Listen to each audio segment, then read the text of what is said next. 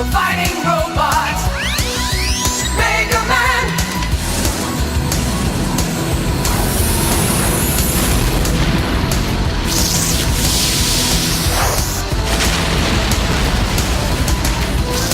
Super fighting robots. Mega Man.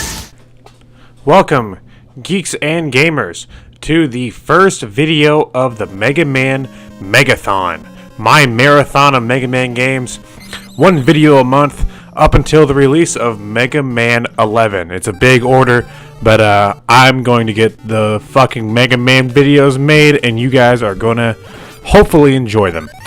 The first, I thought the first proper video to do, which I'm not reviewing the games in order. This isn't a marathon where I review Mega Man 1 through whatever in order.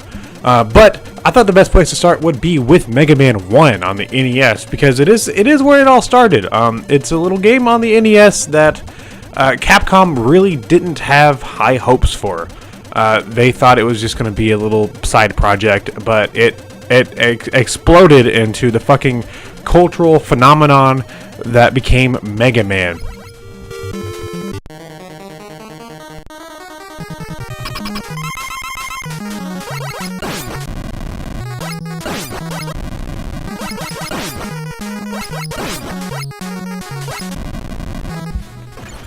Mega Man on the NES follows a pretty simple structure. Dr. Wily has created some Robot Masters, and Dr. Light has created Mega Man to defeat said Robot Masters. Pretty simple story. There's more to it than that, but that's what you need to know to go into the game. You are Mega Man, the little blue bomber, as he is called, and it's a platforming shooter. It's a shoot 'em up platformer game. And I was really surprised. I haven't played the original Mega Man game in a very, very long time.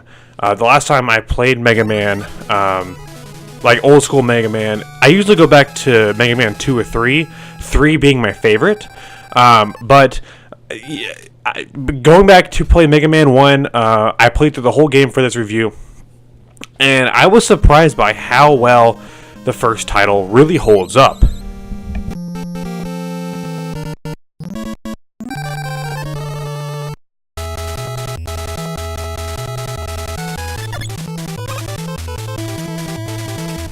Now, Mega Man games are notorious for being pretty difficult. This game is no different, but I don't think it's unforgiving. I think it does test your patience, but if you are willing to give it a chance, you are take the time to really learn the levels. You could have a good time.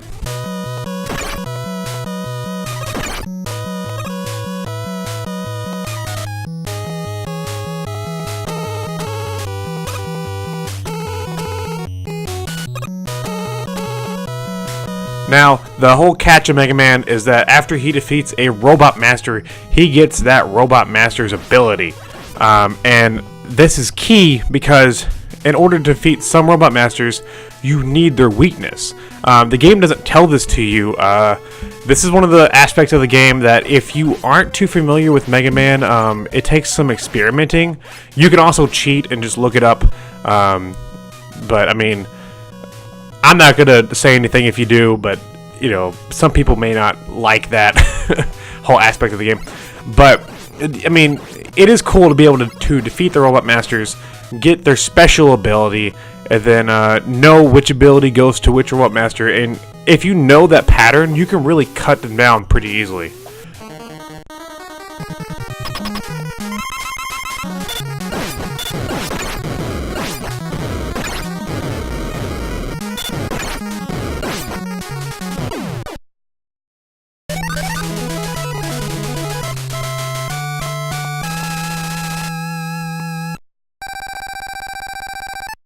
Honestly, I would advise going for Gutsman first, because Gutsman he has a pretty important ability that can get you another ability pretty early in the game. That will be super handy for some stressful moments later on.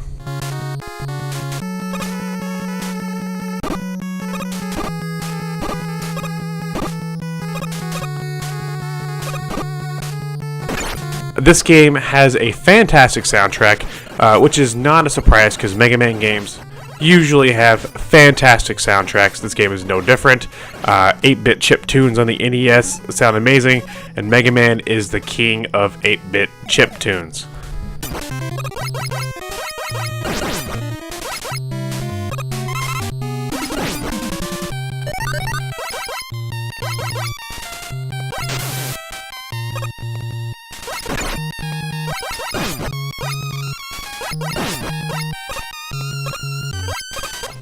I was really surprised by how well designed this game is.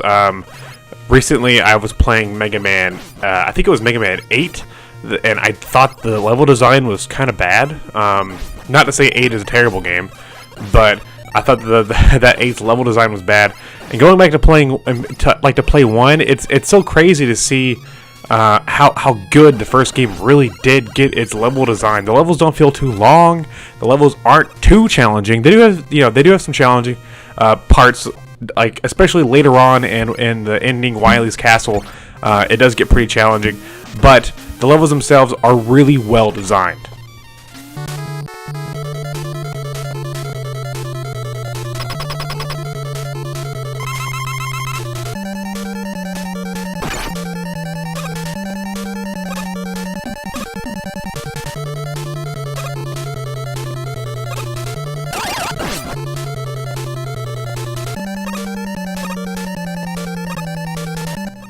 Honestly, the Mega Man series on NES, I would say, are my favorite NES games by far.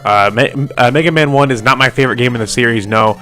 But for the first attempt at a brand new franchise back then, this game was phenomenal. Mega Man 1 is fantastic.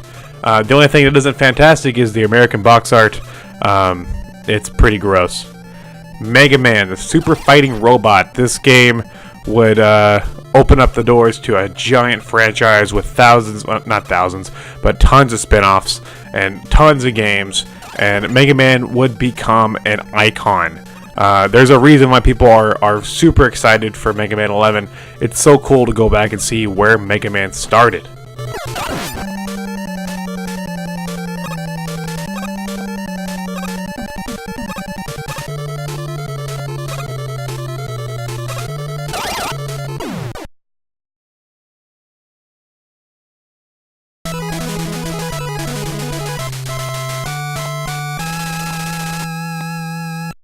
If you have access to a copy of this game, if you have access to one of the various collections, I'm playing this off of the Legacy Collection on PS4. If you have access to Mega Man 1, I would really advise giving it a go. It's really not that long of a game if you can, if you know what you're doing. First-time players may not understand which weapons go to which Robot Master, and that may cause the game to be a little longer than it should. But what's cool about the Legacy Collection is that it allows you to save, because if you want to put this game down and come back later, you can. So hey, that's probably my preferred method to play this game if you definitely are not, familiar with Mega Man. Is that save feature is a godsend. It's fantastic. I can't think of anything I don't like about Mega Man 1. It's a fantastic start to a fantastic franchise, and I hope this is the fantastic start to a fantastic marathon, the Mega Man Megathon. Yeah, so join me next month where I will review something else Mega Man related. Not sure if it'll be Mega Man 2. I'll get to Mega Man 2 at some point probably, but I like to do different types of videos, so I may not want to just do a straight marathon of all the games. But the Mega Man Megathon will continue next month. See me back here, Geeks and Gamers. Fucking Mega Man, the fighting robot. Yeah.